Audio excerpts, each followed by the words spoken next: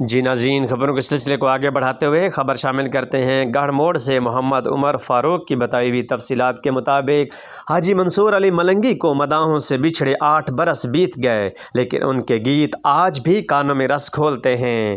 ایک پھول موتیے دمار کی جگہ سہنیے سے شہرت پانے والے لوک گائک منصور علی ملنگی کو مداحوں سے بچھڑے 7 برس بیت گئے۔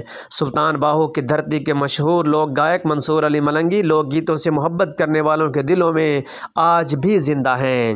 منصور علی ملنگی 1947 میں سلطان باہو کی دھرتی گڑھ مہاراجہ میں پیدا ہوئے اور 18 سال کی عمر میں گلوکاری کا آغاز کیا۔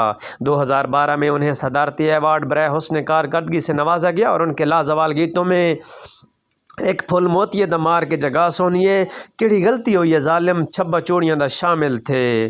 منصور علی ملنگی 49 سال تک فن گائکی کے ساتھ منسلک رہے۔ ریڈیو ملتان سے گائکی کا آغاز کرنے والے منصور علی ملنگی کے 500 سے زائد البم ریلیز ہو چکے ہیں۔